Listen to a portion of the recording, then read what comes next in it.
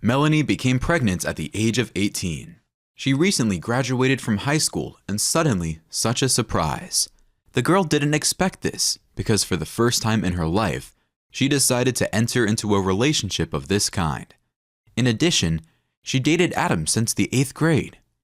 He said that he loved her, that they would go to college together, and then they would get married.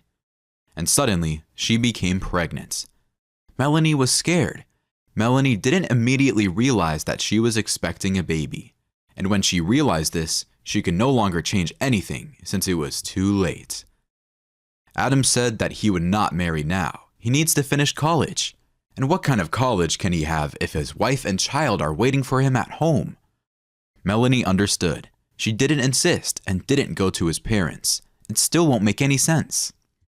When her parents found out about this, they couldn't come to terms with it. Their only daughter became pregnant out of wedlock.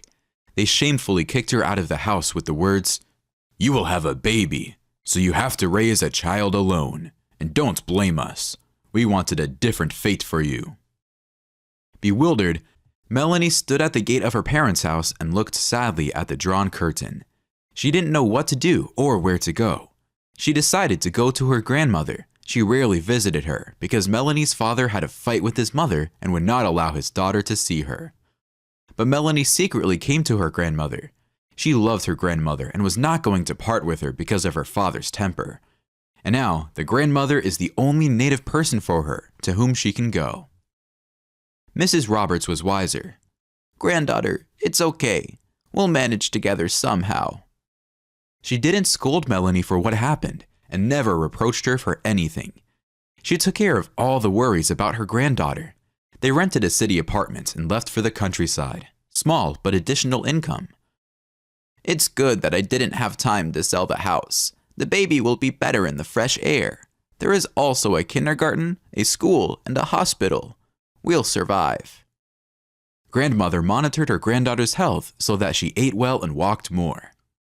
Melanie gave birth to a son. He was born healthy and at term. Melanie named him Jerry after her grandfather. That was the name of her beloved grandmother's husband. Mrs. Roberts seemed to have rejuvenated with the advent of a great-grandchild. She helped her granddaughter in everything. "I was not allowed to babysit you, so I will raise Jerry." And indeed, the grandmother seemed to be 10 years younger. She looks at her grandson, smiles, and glows with happiness.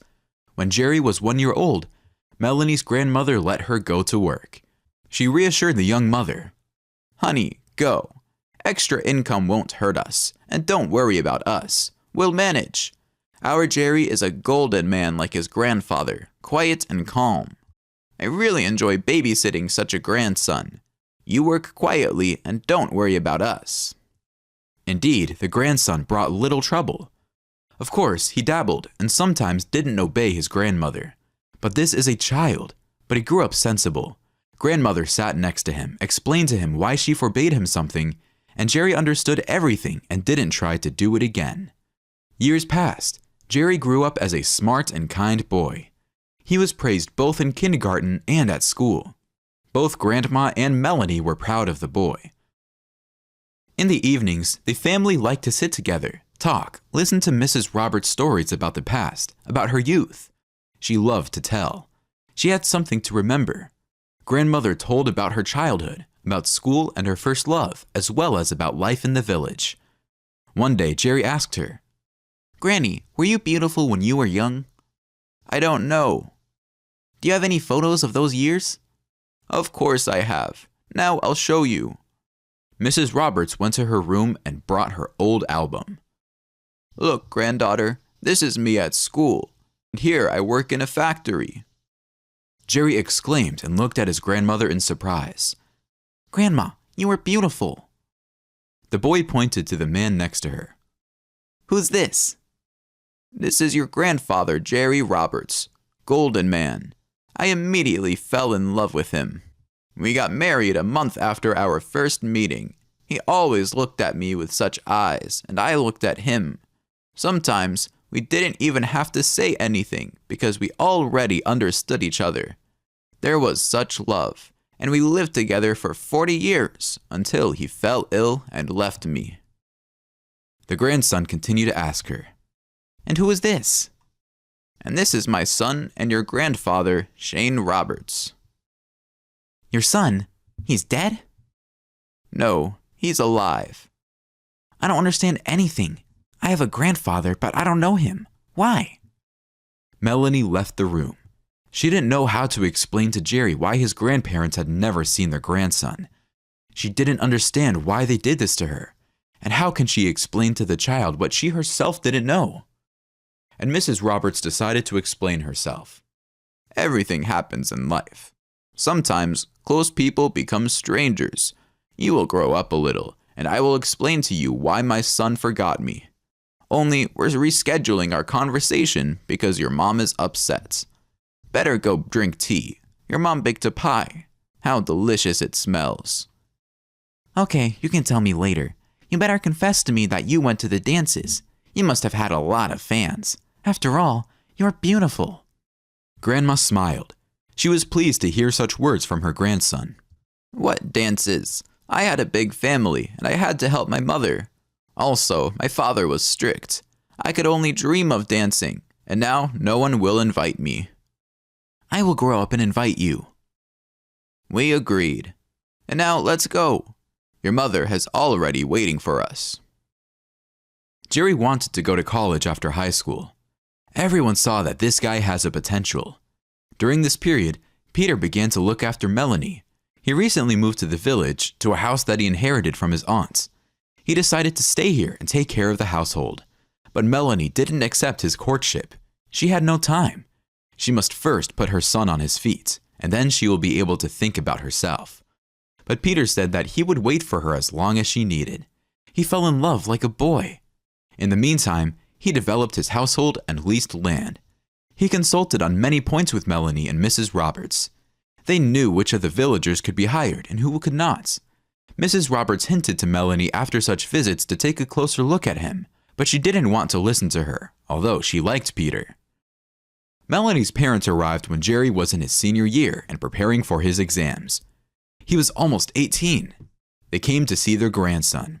By that time, Jerry had grown up and learned the whole truth. Mrs. Roberts tried to tell him everything neatly and tactfully. Jerry drew his own conclusions. He realized that he was the main and only man in the house. He began to take care of his great-grandmother and mother even more. Melanie devoted her life to him and never married. When unexpected guests arrived, no one showed any emotions. They were greeted and invited to the table. The host prepared tea and pies. Finally, Mr. Roberts spoke in a dismissive tone. "Do we need to introduce ourselves, or are you going to tell Jerry who we are?" Jerry calmly answered instead of the embarrassed mother. "I know who you are. You are my mother's parents." Then the guy nodded towards his grandfather. "And you are the son of my grandmother." Melanie's mother elaborated. "Yes, only she is not your grandmother, but your great-grandmother. Your only grandmother is me." Jerry said with some sarcasm, "No, you are confusing something. I only have one grandmother, the most beloved and the only one, and her name is Jessica Roberts. The presence of common blood is not an indicator of kinship." "Really, Grandma?" And the guy turned to Mrs. Roberts. Grandma didn't have time to answer when Jerry continued. "I'll go. I have a lot to do. Figure it out yourself." Jerry left the kitchen. There was a heavy pause in the house. The adults were silent, not knowing what to talk about. Shane Roberts turned to his wife. "Let's go. In vain we came here. And late. I warned you." Mrs. Roberts stopped him. "Son, wait. You have a wonderful grandson. Of course he is offended, but he has a reason for that. You are an adult and must try to win back the boy's trust. If you can do this, you will get your grandson back." The man didn't answer his mother and left. The failed grandmother followed him. The last academic year has ended. Jerry did well in all his exams. He had a prom and the issuance of diplomas ahead of him. He will go to prom in a new suit he earned himself. He worked on Peter's farm. Over the past year, he became very friendly with the man.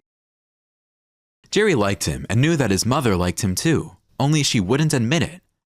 They started talking after work, and Peter said that he asked Melanie to date him, but she turned him down. He didn't give a reason, but Jerry himself understood everything. Then Jerry invited Peter to go to his prom. After all, someone must accompany his mother, and Jerry will have another companion. Peter agreed, but they agreed to keep it a secret for now. Finally, the festive evening arrived. There were few graduates at the school, and the club was enough for them all. Diplomas will be handed out there, and then there will be dancing and meeting the dawn on the river. Jerry got dressed in a new suit at a friend's house, bought a beautiful bouquet, and went home. He knocked on the door. Mrs. Roberts opened the door and gasped because a handsome and very adult guy, her grandson, was standing in front of her. He entered the house, handed flowers to his grandmother, and then suddenly got down on one knee and solemnly said, "My dear beloved only grandmother, I invite you to be my companion at my prom. Please, refusals are not accepted."